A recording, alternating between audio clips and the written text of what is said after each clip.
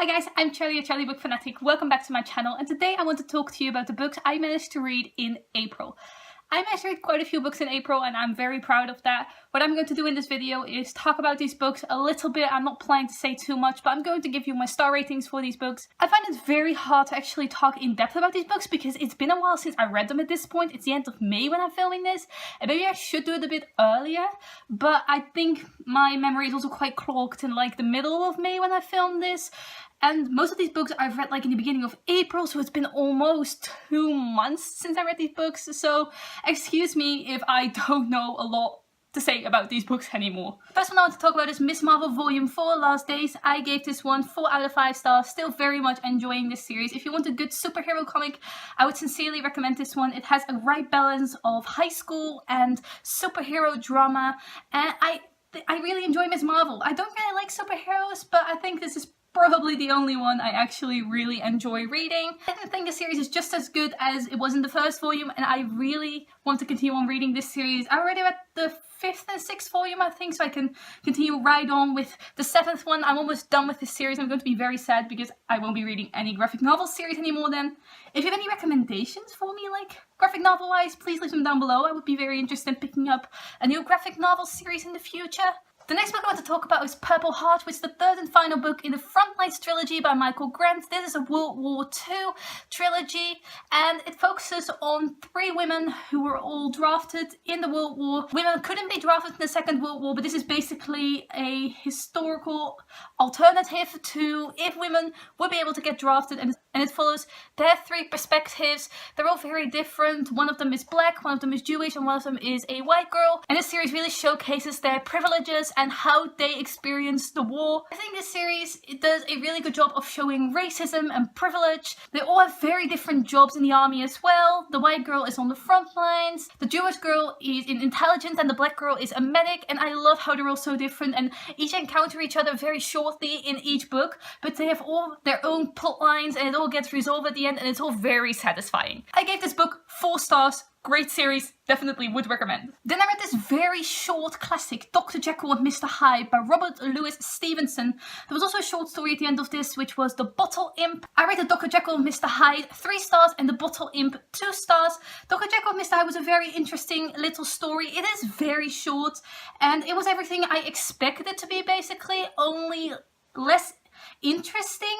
Like, everything it is was already explained to me, and that is basically, this book is about a person who has split personality disorder. Even though this is not really what it is, when you get to the end of the book, you know that it's not necessarily about split personality disorder, but I'm not going to spoil it for you if you still want to read this one. I would still recommend it. It was a fun little read. I read it in a day. It was so short, but I don't think I would read this ever again. Then The Bottle Imp at the end of this book, it was a story with a message, but I didn't really get it. There were not enough women in this story. It was all about men and this bottle that was cursed, and every single time this bottle would be sold for less and less, and eventually it would be like sold for 1 cent, and then it was just done. Because if you can't pay any money for it anymore, you can't buy the bottle, and then you can't give the curse to anyone else. So the last person who has bought the bottle is stuck to this curse. And that's basically what this short story was about. Even though the short story was basically just as long as Dr. Jekyll and Mr Hyde, and I felt like it was not necessary in this book, which has the title Dr. Jekyll and Mr Hyde. So I don't really know why Penguin included that in here. Maybe because it was otherwise way too short and they couldn't print it, but I don't think it was necessary, and I would not recommend reading it. I would just recommend reading Dr. Jekyll and Mr Hyde and leaving The Bottle Imp for what it is. The next book is a very highly anticipated book of mine, and that's Obsidio, the final book in the Illuminate Files trilogy by Amie, Kaufman and Kristoff. I was anticipating this as soon as I finished Jemisin. And oh god, what was this series a ride. And in that way, I really enjoyed this book as a finale. But I have to say, I was sorely disappointed. I only rated this one 3 stars, but I rated Illuminate 5 stars and Jemisin 4 stars. The series progressively got worse for me, and this book just really disappointed me. We follow 2 different characters in each book, but the whole cast of characters from the previous books are still in these books.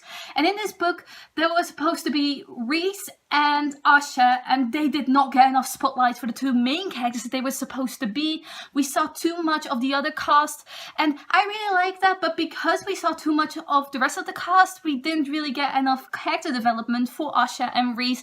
I didn't feel any sympathy towards them. They were just these two characters to me. I was looking forward way more to the other members of this cast of characters. There was also way too many surveillance footage in this. Too much for a multimedia formatted book. It was supposed to be a lot of chats, a lot of emails, illustrations, and those were in here, but most of this book was surveillance footage, and I feel like that doesn't really do the whole multimedia format justice anymore. I do think this was a fun book. I really enjoyed reading it. It was definitely fast-paced. You like fly through the pages of these books because they are multimedia, although you fly through this one a little bit less because it is obviously more surveillance footage, so more reading is involved.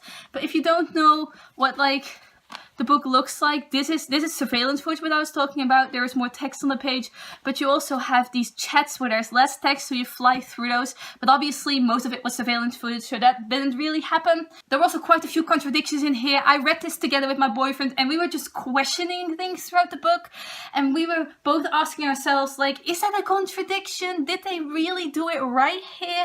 And I feel like there were quite a few contradictions. Not everything was resolved. We also figured out who the author of the surveillance footage was quite early. Like a major plot twist in this book was actually already revealed to us because we know who was the author of the surveillance footage throughout this book. And aside from that, there was another author in this for the surveillance footage, only a couple of them, and we already figured out who that was. Obviously we went through this book severely and figured out who it was. It wasn't that hard, but also the surveillance footage in the previous books, if you look at it, you can see quite a few contradictions in there. It doesn't really relate to who this character is, even though this character is very biased. And you don't expect this character to be writing in this way. Throughout this book you could see the personality of this character shining through, but in the other books you don't really, and you can't really guess who it is. And that makes me quite sad, to be honest. So overall, without spoiling this book, this was disappointing to me. I still enjoyed it, and it was a good wrap up to the series. But I expected something more from it and I just didn't get what I wanted. The next book I read and really liked was the Mime Order, which is the second book in the Bone Season series by Samantha Shannon. I rated this one 4 stars, and God, how I love this series, and these covers, man, so beautiful. Also, The Song Rising, the third book in the series, is coming in hardcover, limited edition, signed by the author, and it was out of print for so long in the beautiful hardcover edition, matching to the rest of the series. Like I also have the Bone Season right here. So I'm getting The Song Rising in the matching covers, and I cannot wait. It's going to come in so soon. Aside from that, this book was really good. I think this is going to be a 6-book series and I'm still enjoying it so far. I love Paige, the main character. I love the world building in this. This world is made up out of supernatural beings. I can actually show you, like there is a map in here, like it's all very well thought out. And I think it's at the end of the book in this one, but there is like a whole kind of family tree thing, like right here, of the 7 orders of clairvoyance. So all these people are clairvoyant and they have all different orders and they're all different clairvoyants. Some people say it's quite complex, but I actually got through it quite easily. I understood the world very easily and it all came quite naturally to me. So I really enjoy this series. I really enjoy where Paige's character arc is going, and I cannot wait to see what is going to happen to Paige in The Song Rising. The last book I managed to read was a library book, and that was the 5th season by N.K. Jemisin, which is the first book in the Broken Earth trilogy, I think it is. And honestly, I only rated this one 3 stars. People are raving about this book, and I did not get it, if I'm being honest. I read this full book. I wanted to DNF it at some point, but I didn't. I read on. The world building is incredible. I'm not going to say anything about that. I love the world building of this world. But the character development just wasn't for me. I didn't enjoy the characters. I also didn't like what the author did with the 3 perspectives in this book, because we get 3 perspectives. But she does a weird thing with it, and then when she revealed something, because I'm not going to spoil it obviously, I was flabbergasted, and not in a good way. I was flabbergasted and I felt like I had to read the whole book again, and I don't like that feeling. I wasn't enjoying the book in the first place, and feeling like I have to read the entire book again till I get the full perspective. I don't like that feeling. I really don't. So I didn't enjoy this book. I didn't enjoy the characters. Like, I quite enjoyed my time reading it, don't get me wrong, that is why I rated it 3 stars. I love the world building in it. The writing was also really good. N.K. Jemisin is an incredibly gifted writer, but aside from that, the character development and the idea for the plot, which didn't go anywhere in this first book, it was very much a setup book. next two books are going to build upon that more. But no, it was not my kind of thing, and I'm not going to continue on with this series, sadly. So these were all of the books I managed to read in April. Let me know down below if you've read any of these books, or if you want to read any of these books, or what did you read in April? I would love to know. Thanks for watching. Goodbye!